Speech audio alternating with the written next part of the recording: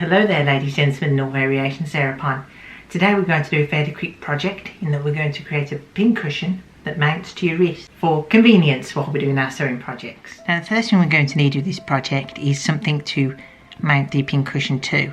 So I've just got this cheap bangle. You can get them from any thrift store or just buy them cheap online. They're better to do it from a thrift store. And it's just something that you can expand out and attach to the size that you need. It's best not to have a clasp on them because, you know, that could just get in the way. So just have a bangle. The only thing you need to make sure is that they have gaps in. So if it was just a solid piece of plastic or metal, then that wouldn't work. You need to have gaps through which you can sew the pin cushion to the top. And for creating the pin cushion, we're going to use our scrap fabrics. So the first thing we're going to do is decide what colour we want the pin cushion based on what we've got in our fabric stash. I think I'm going to use this black linen, which is a good size, and to start with I'm just going to cut away the excess. And then we've just got a strip of linen ready to make into a pin cushion. When it comes to filling this, what you don't want to do is just fill it with bits of cotton like this, because the thing with cotton is, whilst it's plentiful and cheap and you've got to do something with your fabrics, by the time you've squashed it into a pin cushion, this can tend to get quite dense. So when you're trying to put a pin in there, it can, you know, just be very difficult. What I'm going to do instead is use scrap bits of this green wool. If you don't have any wool, the other thing you can use are cotton balls. Just squash them up, stick them in the pin cushion, and you're good to go.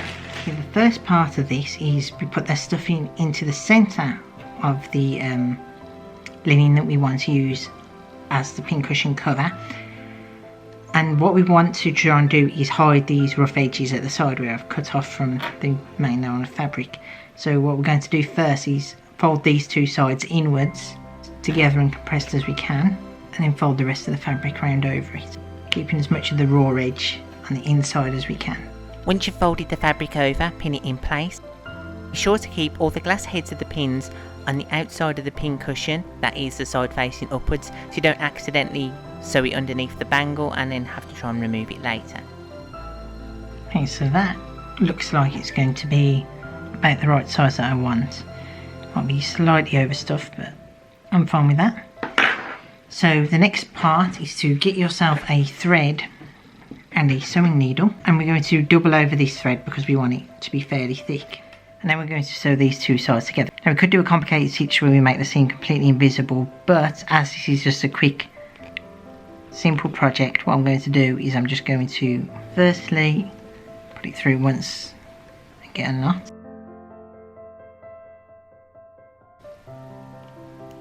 And I'm just going to keep running one side then the other, just as I think it's called a whip stitch. You go in one end and out the other.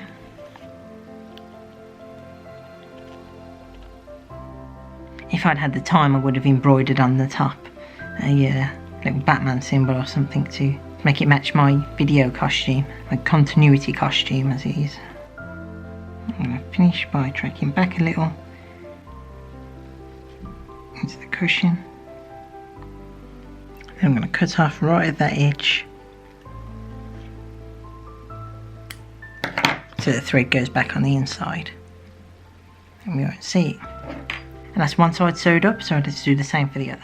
And then when it comes to mounting it to the bangle, first we want to make sure that the raw edges are folded inwards because we don't want them exposed and showing. We're going to fold it over and pull it through as tight as we can. I think I'm going to cut the edge off that because I think it's a bit long. So raw edges folded over, and we're going to fold it all the way through, bring it as close as we can to the actual cushion. Okay, so I've managed to get one pin in. It's very difficult to pin once you've got the bangle in place because the metal keeps getting in the way. So the way we're going to sew this together. And the method for sewing on the cushion to the bangle is, after tying it off, to use a running stitch so that as we pull on the thread we can tighten it the whole length of the stitch.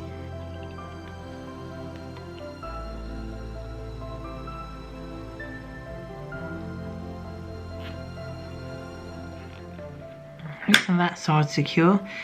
This side I'm going to do separately. I'm going to do the same thing on this side with securing that down to there. Might need to fold that back a little bit further.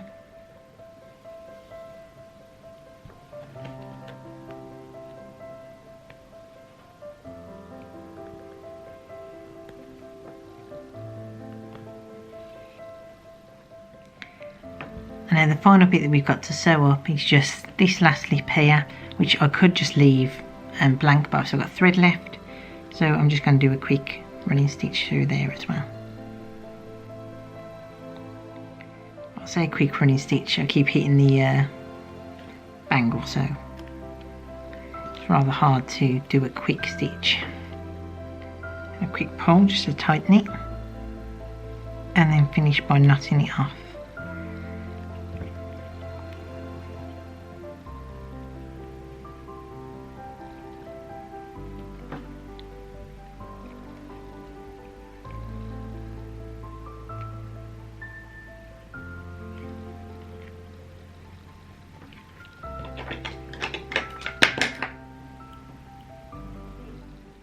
And there we have it, a quick and easy wrist mounted pincushion. It didn't take that long, there was a bit of faffing trying to get all the stuffing in to stay in one place, but once that's done and once it's pinned and sewn initially, fairly quick and easy.